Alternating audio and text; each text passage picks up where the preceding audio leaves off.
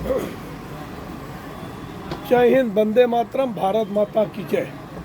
राष्ट्रवाद की बात प्रहार के साथ आप सभी का हार्दिक स्वागत है। दोस्तों, आज पूरा दिन मतदान का दिन था, जो कि मुख्य रूप से महाराष्ट्र के चुनाव में पूरे देश की निगाहें लगी थी। और दूसरे नंबर पे झारखंड में 38 सीटों पे चुनाव था। और तीसरी चीज थी जो 2027 से पहले एक बार और बीजेपी की अग्नि परीक्षा थी उत्तर प्रदेश उपचुनाव में।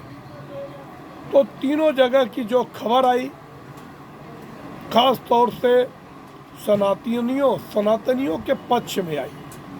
मतलब एक बार दिख रहा है कि जैसे 2002 गोधरा कांड के बाद एक छवि हिंदुत्व वाली सामने आई थी नरेंद्र दामोदर दास मोदी की, जो कि उनको ऐसा शख्सियत बना दिया कि जो कि कभी वो प्रशासनिक काम नहीं किए थे, एक बार भी चुनाव नहीं लड़े थे, मगर पहली बार से लेकर आज लगातार 22 साल तक उन्होंने एक निष्ठ काम किया, जो कि कभी पीछे मुड़ के नहीं देखे। वैसी ही शख्सियत हिंदुत्व के एक फायर ब्रांड नेता साबित हुए योगी आदित्यनाथ, जो कि उत्तर प्रदेश चुनाव में लाख षड्यंत्र के बाद चुनाव हारने के बाद उन्होंने एक नारा दिया था कि बटोगे तो कटोगे और एक रहोगे तो नेक रहोगे। और इस पर पूरे देश की जनता ने स्टैंप लगा दिया। और जिस हिसाब से आज चुनाव के नतीजे एग्जिट पोल में दिख रहे हैं, खासतौर से महाराष्ट्र में, कि बीजेपी महायुति को 170 से अधिक सीटें मिलती दिखाई दे रही है।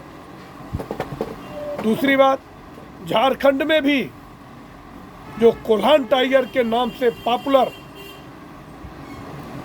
चंपई सोरेन, उनका जादू वैसा चला है कि 14 में से 9 सीटें, जबकि पिछली बार 14 में से 13 सीटें कांग्रेस और जेएमएम जीती थी, मगर अब की बार 9 सीटों तक की बढ़त भारतीय जनता पार्टी को दिख रही है। और दूसरा, जो बीजेपी ने आजसू के साथ समझौता किया और सरयू राय, जो कि बीजेपी के साथ समझौता किया, समझौता के बाद सरयू राय को जेडीयू से टिकट दिलाया गया और वो चुनाव जीतते दिख रहे हैं। अब अगली खबर जो उत्तर प्रदेश की, कि जो एग्जिट पोल दिखा रहे हैं 9 में से 7 सीटें भारतीय जनता पार्टी के पक्ष में जाती दिख रही है। जबकि एक दुर्घटना जो करहल में, ऐसी घटना पूरे देश में निंदनीय है और मैं कड़े शब्दों में इसकी निंदा करता हूं। समर्थक किसी भी दल का हो सकता है। अपने देश में लोकतंत्र है, एक तरफ पूरी पार्टियां संविधान की दुहाई देती है और दूसरी तरफ एक दलित बेटी को इसलिए मौत के घाट रेप करके उतार दिया गया कि उसने समाजवादी पार्टी के कार्यकर्ताओं के कहने पर भारतीय जनता पार्टी को समर्थन करने का वादा किया। उसको कल रात ही उठा ले गए और ले जाने वाला यादव। तो ये चीज दर्शाती है कि सिर्फ दिखावटी पीडीए का नारा देने वाले अखिलेश यादव, क्या ये पीडीए को इंसाफ है? पूरे देश में हर किसी को अपना मतदान किसी को भी देने का अधिकार है। ये बाबा साहब अम्बेडकर द्वारा दिया हुआ संविधान दिया है। और जब तक देश में संविधान है, कोई किसी का हक नहीं छीन सकता, पहले बूथ कैप्चरिंग होती थी, दलितों पिछड़ों के वोट लूट लिए जाते थे, उनके जाने से पहले उनके वोट पड़ जाते थे। डर के साये में रहकर वो अपने मन माफिक सत्ता में लोगों को ला नहीं पाते थे, इसके लिए उनके अधिकारों से उनको वंचित रखा जाता था। अब प्रोपोगंडा फैलाया गया।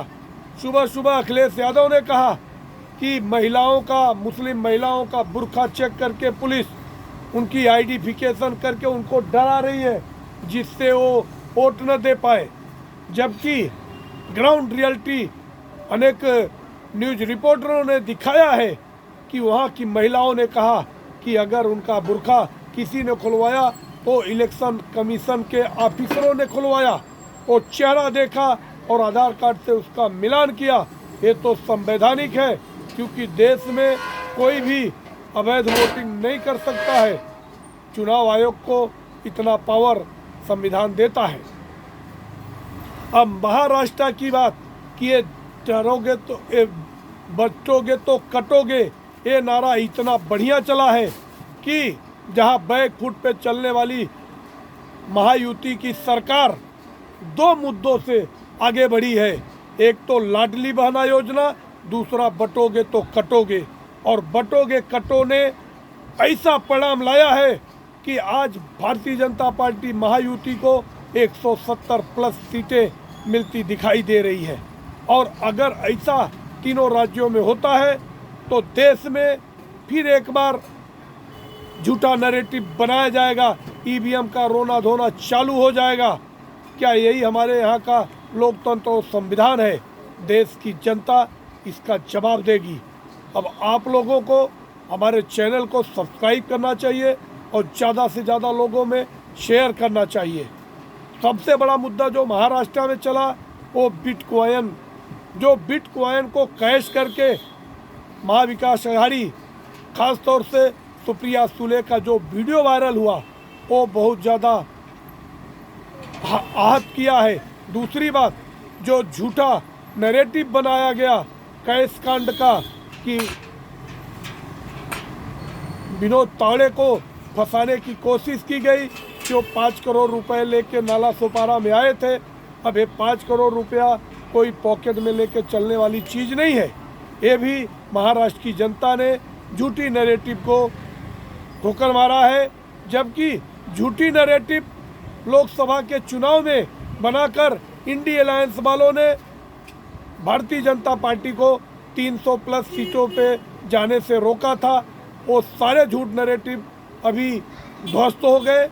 और अब चैलेंज है, ये देखने वाली बात है कि अगर अजीत पवार को 20-22 सीटें मिलती हैं, जैसा कि अभी तक सारे सर्वे दिखा रहे हैं, तो ऐसा न हो कि उनकी वजह से महायुति की सरकार न बन पाए। और अगर वो 20 सीट लेकर अगर वो गुत्थी उलझा देते हैं कि हमें मुख्यमंत्री बनाओ, नहीं तो मैं अपने चाचा के साथ जा रहा हूँ, तो इसमें भारतीय जनता पार्टी और एकनाथ शिंदे की क्या रणनीति होगी? क्या इसकी जगह पे कोई तीसरा ऑप्शन 23 नवंबर के बाद फिर से बीजेपी और शिवसेना के द्वारा यूज किया जाएगा?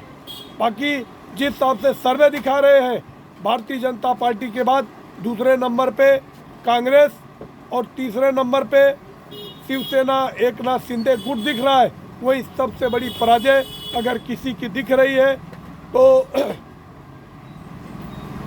उद्धव ठाकरे जी की दिख रही है। उनको 21 से 29 सीटें सर्वे में दिखाया जा रहा है। अगर 29 सीटें उनको मिलती हैं तो फिर वो महाराष्ट्र की जनता को या अपने बंदनी पिताजी श्री बाला साहब ठाकरे जी को क्या मुंह दिखाएंगे?